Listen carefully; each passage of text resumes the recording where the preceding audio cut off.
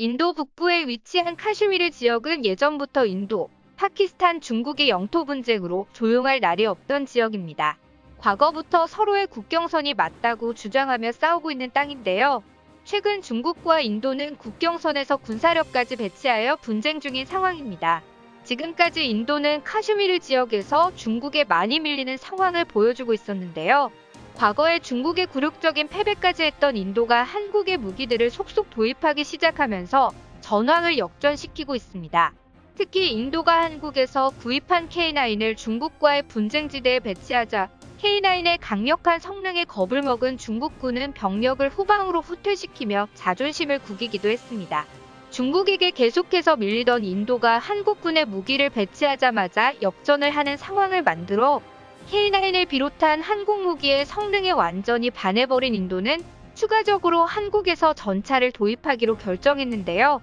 한국의 K-21 장갑차를 개조한 K-21-105 경전차를 한국에게 구입하게 된다는 소식이 알려지자 겁을 먹은 중국이 언론을 통해 과격하게 비방을 하고 있습니다.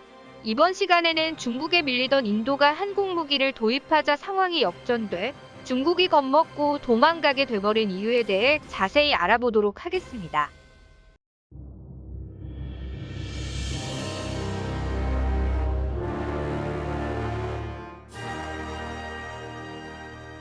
GoTube. 중국이라는 나라는 어떻게 해서든 남의 나라의 영토를 하나라도 더 차지하기 위해 끝없는 집착을 보이는 나라입니다.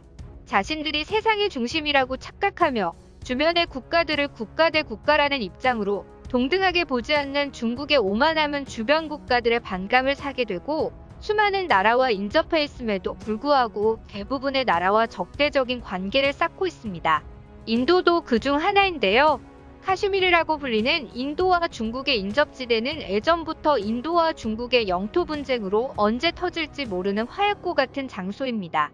그러나 양측 모두 확전을 우려하여 가급적이면 무력 충돌은 피하려고 하고 있으나 서로에 대한 감정이 좋지 않아 언제 크게 확전이 되어도 이상하지 않은 상황입니다.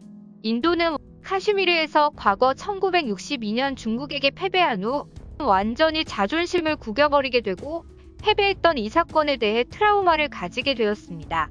그 사건의 트라우마가 너무 컸던 탓일까요? 인도는 중국을 계속적으로 경계했지만 중국과의 전투에는 대체로 소극적으로 나갈 수밖에 없었습니다. 그러나 2017년과 2020년도에 중국과 또 다른 국경 분쟁으로 중국과의 관계가 극도로 나빠지면서 인도는 언제 쳐들어올지 모르는 중국과의 대결을 준비해야 할 필요성을 느끼게 됩니다. 그리고 결국 2020년 인도와 중국은 카슈미르 라다크의 가란 계곡에서 충돌하게 되었습니다. 58년 동안 국경 문제로 대치해온 두 나라의 국경 분쟁은 1975년 이후 처음으로 총격전도 오가며 양측의 사망자까지 발생하게 되어버렸는데요.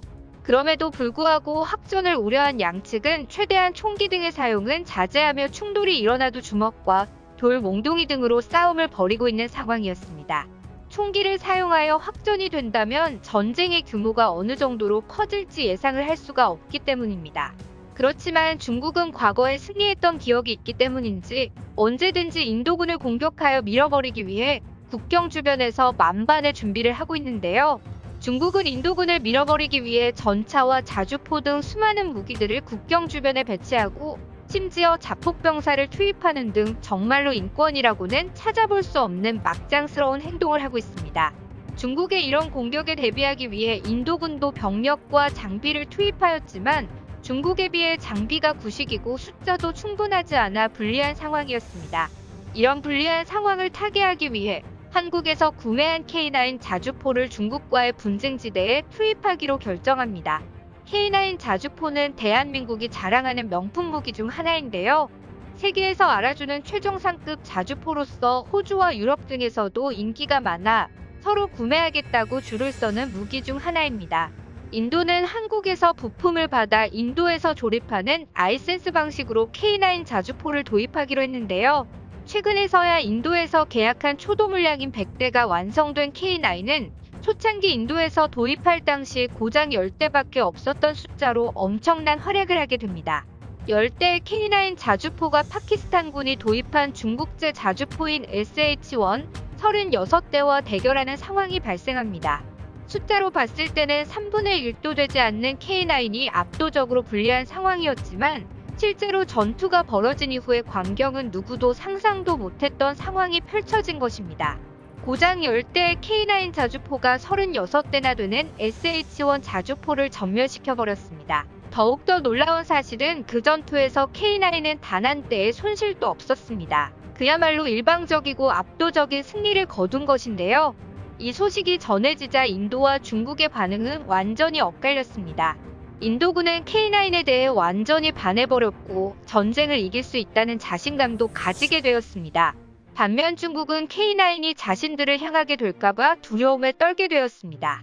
최근에 100대를 도입하려 하게 된 인도군은 가장 골치 아픈 지역이자 중국과의 분쟁 지역인 카슈미르의 고산 국경지대에 K9을 투입하게 되고 이에 완전히 겁을 먹은 중국군은 K9 자주포의 사정거리 밖으로 부대를 철수했습니다. 중국의 굴욕적인 철수였지만 아직 안심할 수 있는 상황이 아닙니다. 중국은 아직 전차가 있기 때문인데요. 만약에 전차가 기습을 한다면 현재 인도군으로서는 밀릴 수밖에 없는 상황이 됩니다. K9 자주포는 분명히 훌륭한 무기이지만 원거리에 특화된 무기로 전차가 인도군의 주력 부대에 근접해 기습 공격을 한다면 지원 사격을 해줄 수 없기 때문입니다. 전차는 총탄과 포탄이 빗발치는 적진을 돌파하기 위해 만들어진 무기로 개활지에서는 5km 내외의 거리에서 싸우지만 산악지형에서는 보통 1에서 2km 이내 가까운 거리에서 강력한 화력을 갖춘 주포로 적을 무력화하는 무기입니다. 보통은 50톤 내외의 무게를 갖추고 강력한 마력의 엔진을 사용하여 움직이는 무기이지만 카슈미르 지역은 일반적인 현대 전차를 사용하기가 힘든데요.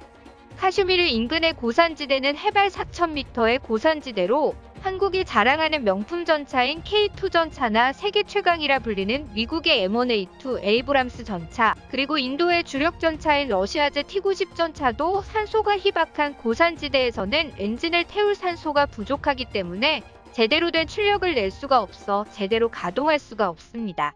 그렇기 때문에 중국은 비록 장갑과 화력이 부족하지만 엔진 추력이 낮고 슈퍼차저를 고산지대에서도 제대로 움직일 수 있는 경전차인 15식 경전차를 투입하게 됩니다. 중국제 무기는 중국이 자랑하는 것보다는 실제 성능은 떨어지지만 상대방에게 대응할 수 있는 무기가 없다면 충분히 쓸모있는 무기인데요. 인도는 산악지대에서 쓸 수 있는 전차가 없자 긴급하게 경전차의 소요를 제기하는데요. 이 사업에서 한국의 K21105 경전차가 가장 유력한 후보로 떠오르게 되었습니다. 인도가 한국산 경전차를 도입하게 될 가능성이 높다는 소식이 전해지자 중국은 관영 매체인 환구15를 통하여 한국의 K21105 전차를 까내리기 바빴는데요. 한국 전차에는 수많은 결함이 많다고 구멍투성이 전차라며 조롱하듯이 비난을 하기 시작했습니다. 특히 자신들의 터보차저 기술은 고산지대에서 유리하고 화력과 방어력이 더 우수하다고 하며 한국의 K21105 전차는 성능이 떨어지고 방어력과 공격력이 형편없다는 식으로 까내리기 바빴는데요. 사실 K21105 경전차에도 터보차저는 달려있으며 화력과 방어력은 오히려 한국의 K21105 경전차가 중국의 15식 경전차보다 더 우수합니다. 무게는 분명 K21105 경전차가 더 가볍지만 최신의 복합장갑과 증가장갑을 장착하여 방어력은 더 우수하며 화력면에서도 둘 다 105mm이지만 한국산 포탄과 중국제 포탄 자체의 질과 성능이 차이가 나는데요. 한국의 포탄 기술은 세계에서 가장 우수하며 특히 한국의 텅스텐 포탄 기술은 전차 강국인 독일마저 극찬할 정도로 최고의 기술을 가지고 있습니다. 때문에 화력면에서는 압도적으로 한국의 전차가 유리하며 양쪽의 대전차 미사일의 성능도 K21105 전차가 압도하는 수준입니다. 그리고 포탄을 쏜다면 당연히 표적을 맞춰야 합니다. 최첨단 사격 통제 장치를 갖춘 한국 전차의 명중률은 세계에서 알아주는 수준입니다. 그에 비해 중국 전차들의 명중률은 탱크 바이 에슬론에서 보여준 것처럼 자신들의 최신 기술을 적용한 전차가 아주 형편없는 수준의 결과를 보여주며 망신을 당한 적이 있습니다. 그것만이 아닙니다. 중국산 제품을 따라다니는 메이드 인 차이나라는 불명예는 무기도 마찬가지인데요. 포를 쏘면 흔들려서 명중이 안 되는 자주포, 멀쩡히 가다가 바퀴가 빠져버리는 전차, 이것이 중국 무기의 현실입니다. 중국의 15식 전차는 기동력과 공격력, 방어력 어느 것 하나에서도 K-21-105 전차를 이길 수가 없습니다. 중국이 이례적으로 관영 매체인 황구 15를 통해서까지 한국의 전차를 흠집내려고 안달내는 것을 보면 인도군이 한국의 전차를 도입하여 자신들을 겨누게 될까봐 두려워하고 있다는 뜻이기도 합니다.